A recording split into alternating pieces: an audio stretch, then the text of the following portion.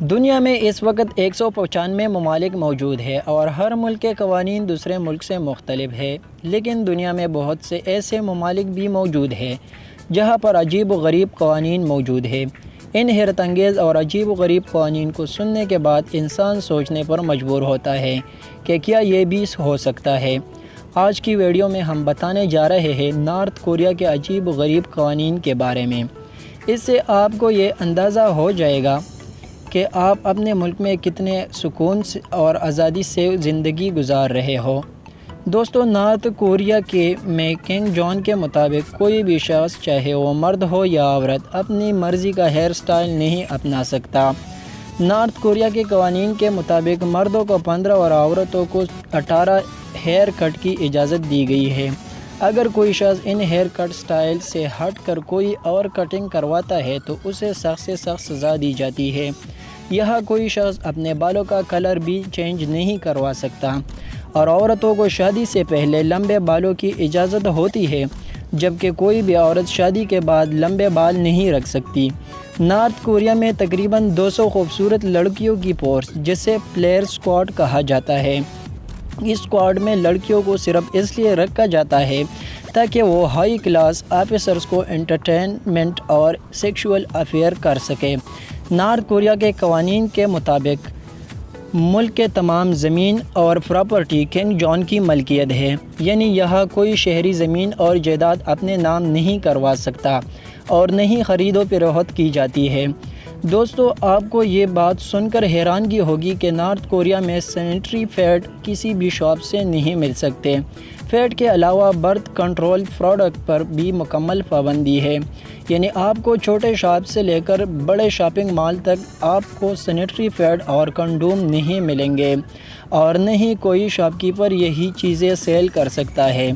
North Korea میں کوئی بھی شخص، مرد یا عورت، جینز نہیں پہن سکتے، کیونکہ جینز پہننا کنگ جون کو پسند نہیں، اور ان کا کہنا ہے کہ جینز پہننے سے ویسٹرن کلچر کو فروغ ملے گا، جو کہ اس کو بالکل پسند نہیں۔ اس لیے کوئی شخص جینز نہیں پہن سکتے، اور کوئی مرد یا عورت جینز پہنے تو اس کو سزائے موت ہو سکتی ہے۔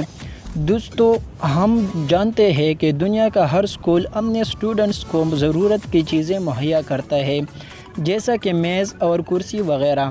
نارتھ کوریا میں پیرنٹس کو ہر چیز کے الگ پیسے دینے ہوتے ہیں، اس کے باوجود اسٹوڈنٹ کو اپنی تعلیم کے لیے اسکول میں کام بھی کرنا پڑتا ہے۔ نارتھ کوریا میں ایک شہر سے دوسرے شہر جانے کے بھی گورنمنٹ سے اجازت لینی پڑتا ہے۔ اس کے علاوہ پیونگ یانگ سٹی، جو کہ کیپٹل سٹی ہے، اس شہر میں ہائی کلاس اور بڑے افسروں کو رہنے دیا جاتا ہے۔ اس شہر کے چاروں طرف گارڈز پیٹرولنگ کرتے رہتے ہیں تاکہ کوئی غریب اور لوور کلاس کے لوگ داخل نہ ہو سکے۔